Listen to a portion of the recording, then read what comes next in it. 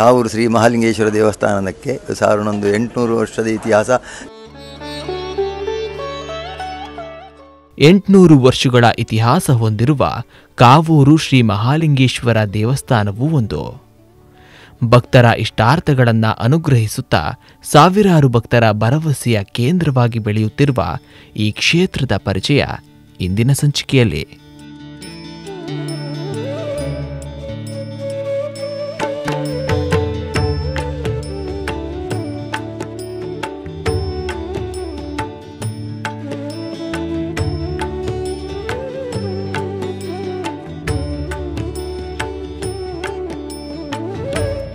ಕಾವೂರು ಶ್ರೀ ಮಹಾಲಿಂಗೇಶ್ವರ ದೇವಸ್ಥಾನಕ್ಕೆ 1800 ವರ್ಷದ ಇತಿಹಾಸ ನಮಗೆ ತಿಳಿದ ಮಟ್ಟಿಗೆ ಉಂಟು. ಅದರಲ್ಲಿ ಮುಂಚೆ ಪ್ರತಿಷ್ಠೆ ಆಗಿದ್ದೆ ಹೇಳ್ತಾರೆ.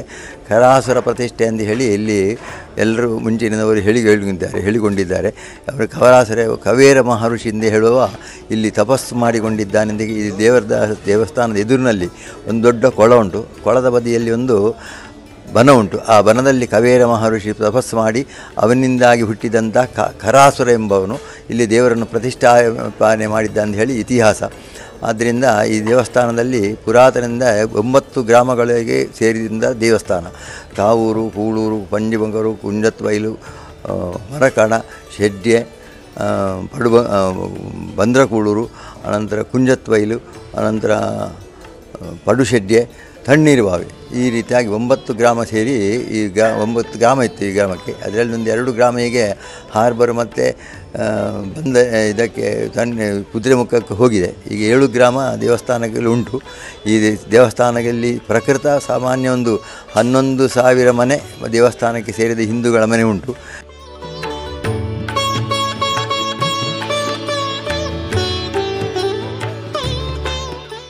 ಇದರಿಂದ ಈಗ ದೇವಸ್ಥಾನದಲ್ಲಿ ಈಗ ಪ್ರಥಮವಾಗಿ 1982ರಲ್ಲಿ ಬ್ರಹ್ಮಕಲಶ ಆಗಿದೆ. ಅನಂತರ 2ನೇ ಬ್ರಹ್ಮಕಲಶ 1996ರಲ್ಲಿ ಆಯಿತು. 3ನೇ ಬ್ರಹ್ಮಕಲಶ 2009ರಲ್ಲಿ ಆಯಿತು. ಈಗ 4ನೇ ಬ್ರಹ್ಮಕಲಶಕ್ಕೆ ದೇವರು ತಯಾರು ಮಾಡಿಕೊಂಡಿದ್ದೇವೆ.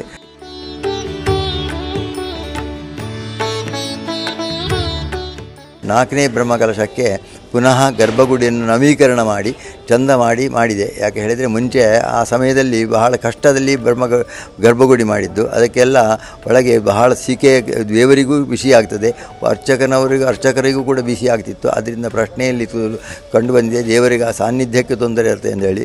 ಆದ್ದರಿಂದ ಬ್ರಹ್ಮಕಲಶ ಗರ್ಭಗುಡಿಯನ್ನು ಪುನಃ ಹೊಸ ನಿರ್ಮಾಣ ಮಾಡಿ ಈಗ ಹೊಸದಾಗಿ ಗರ್ಭಗುಡಿಯನ್ನು ಕಟ್ಟಿ ಅದರಲ್ಲಿ ಬ್ರಹ್ಮಕಲಶ ಮಾಡುವುದು ಹೇಳಿ ನಿಶ್ಚಯ ಮಾಡಿದ್ದೇವೆ.